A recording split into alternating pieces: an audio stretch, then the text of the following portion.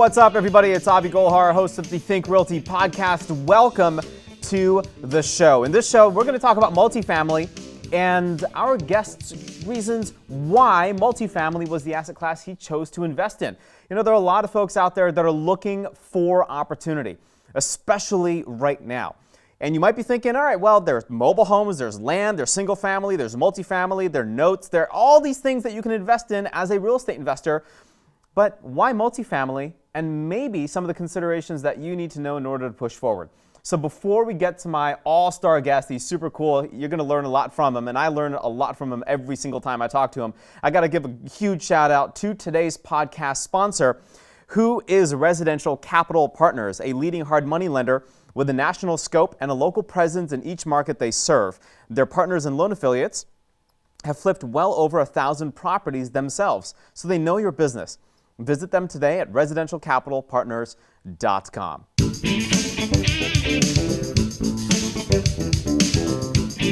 All right, let's dive in. Danny, welcome to the show. How are you doing, man? I am doing great, Avi. Thank you so much for having me on. Excited to talk real estate and multifamily. Yes, welcome back. I remember the first time you were on the show, we talked a lot about different trends and why people should consider multifamily as a real estate investment. And I want to kind of dig in a little bit more into your why. So maybe give us a little background on who you are, what you do, your success with multifamily so far. I think I was reading an article about you and a couple other folks that have done a lot of good syndications. So you're definitely a pro to follow. So give us a little background on who you are and what you do. Yeah, my reason why for doing everything in life is all about, personal goals and drive to achieve them. And so I kind of got started into real estate as a way to achieve financial freedom. I was in corporate America, like most of the listeners probably out there, working a corporate job, kind of 9 to 5, but I also had a component of traveling 4 or 5 days a week in my consulting job, where I would help businesses improve their financial operations and performance indicators that they try to achieve. With that, I really got interested into real estate as a way to make income while you're not working. And so, the high level kind of rich dad, poor dad, Robert Kiyosaki philosophy of, you work for income, but your assets, if you can put your money to work in assets and have them produce income, that's a way to achieve financial freedom, and really a way that we all need to focus on in order to live a life that we're not constantly stressed out about, needing to go to work or needing to get another paycheck. And having assets that produce income is a great way to not only feel comfortable financially, but a great way to benefit you and your family. And so that's really what got me started. And that's the huge why and a huge reason why I still love investing in multifamily and real estate today. So Danny, I want to ask you about the stock market component as well. I mean, we've been faced with a really huge pandemic in this country and worldwide, and it's no doubt that there are a lot of people out there that are like, okay, maybe I should have saved a little more, or now the level of savings, the amount of savings for Americans across the country has increased significantly, which is a good thing. But you just mentioned that not a lot of folks know that they can invest in multifamily. Why do you think that's the case? Because it seems like a very interesting asset class to get into, profit from, especially from a long-term perspective. Well, I think people hear about everyday investors, or maybe it's a cousin or an aunt or a friend down the street who bought a rental property, a single house, and had all of these issues that come with owning one property, having one plumbing system, one electrical, one HVAC, one hot water heater. And you get the horror stories of a rental gone bad. And it's all because there's no scale to owning one residential unit. And it works for some people, and the other strategy, it can be detrimental if you have one tenant that doesn't pay or causes a problem. So definitely a balance. And I'm not saying there's a right or a wrong. It's just having multifamily assets gives you scalability to handle some of these issues. So if you have 100 units and one person doesn't pay or is hit with financial hardship, you are not going to be in jeopardy of paying your bills and expenses for that asset. But if you had one property and one renter there had a financial hardship and couldn't pay, well, now you may be in a position where you can't afford your expenses for that asset. And so multifamily, to answer the question, Avi, of why people may not know that they can invest in it, because you look at these large 100-unit complexes or 200 or 300, and maybe they're 10 million, 20 million, $30 million or $50 million. And people just automatically think, well, I can't afford that on my own, so it's not an investment for me. I need to start smaller before I can go bigger. That's right. And that is the problem in that thinking. There's avenues in which people can invest passively or partner with others to collectively buy a higher quality or larger scaled asset where you have the ability to control some of your income and expenses on a more professional scale. Right. And or they would just call you because you can stroke a $25 million check and it's like not a big deal. Right? Exactly. Once we raise all of the money from our investors, exactly. That's right. So what about the differences between multifamily and single family, using the example that you just mentioned where you have somebody that is really turned off by real estate investing because of the 2 a.m. toilet flooding, right? Like that can obviously be a turnoff. That can obviously be very intimidating for somebody to go through. But then on the flip side, multifamily, that seems larger in scale. Everything about that seems somewhat, scary, I guess is the better word, right? It's really expensive. There are too many units. How am I going to deal with, if I can't deal with one person, how can I deal with 400 people in an apartment complex? So what are some of these differences between single family and multifamily that have you really focused in and honing in and loving multifamily? Well, the major difference between those two asset classes is that scalability. So when you have 400 residents living in one place, you have enough income generated to pay a full-time staff.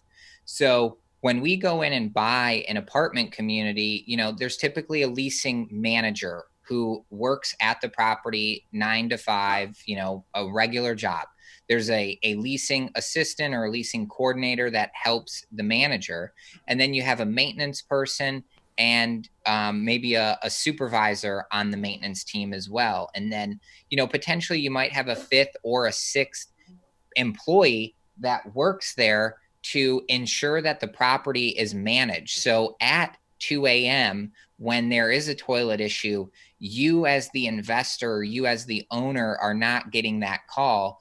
Compared to having one single family property, you may not make enough money to pay a full-time manager to oversee that asset. So you need to have multiple single family properties in order to have an affordable management contract where you don't have to get those calls and you don't have to do the early morning drive or the late night fix a light bulb kind of issue. And so scale is the biggest reason why going bigger is better. A lot of people get started in the space with 1 or 2 single family homes, and then all of a sudden they have a portfolio of 10 and they say, I need to sell everything and buy one 20 unit.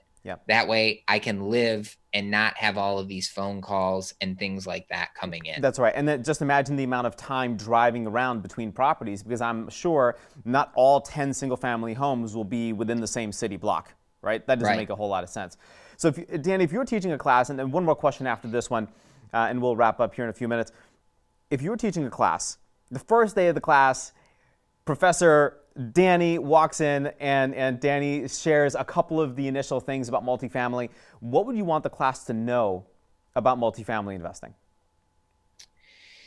number one, the most important thing, and as we've gone through the COVID pandemic and we're kind of getting a little bit more stabilized now, the biggest thing about multifamily assets is it is a necessity product. So office space, retail space, commercial space, industrial flex space, even self storage, not as much of a necessity as living. So, what we learned going through the pandemic, and why you said at the very beginning, Avi, of people's savings have gone up. Guess what? They've bought food, water, and Mm-hmm. paid for their living to get shelter, the Yep. basic human instincts. And that's why I love multifamily so much. It has performed the best going through the pandemic that Yep. we've all experienced. And so that's The one more worst of the benefit to it. worst. Right. Right. And I mean, just we can take, everybody knows what's happened, right? The last 3 months. It's insane.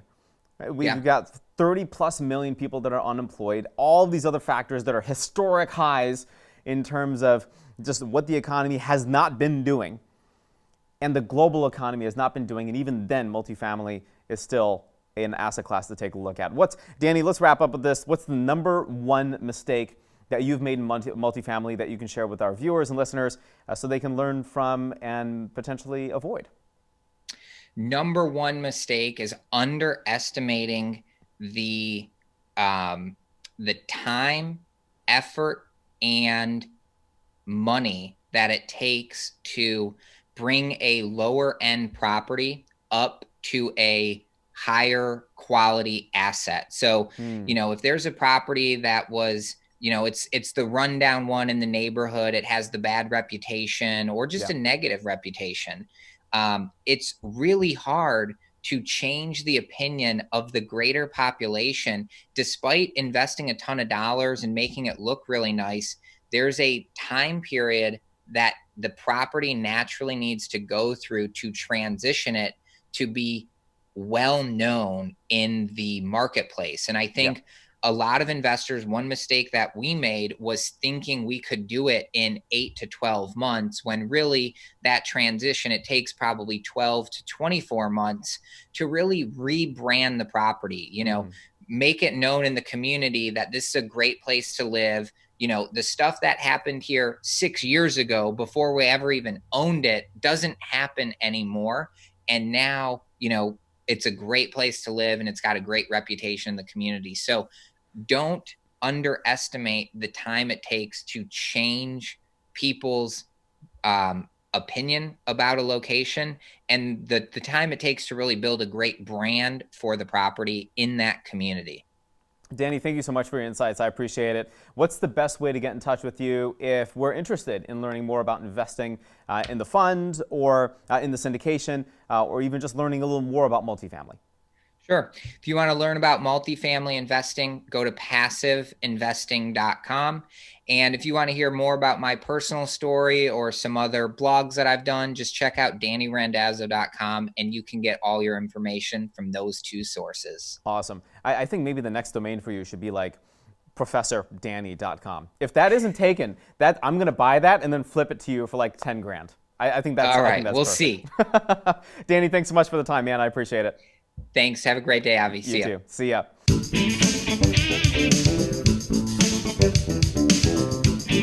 This next segment is brought to you by Clint Coons of Anderson Business Advisors, who's nationally recognized for providing bulletproof asset protection, tax, and business strategy advice to real estate investors.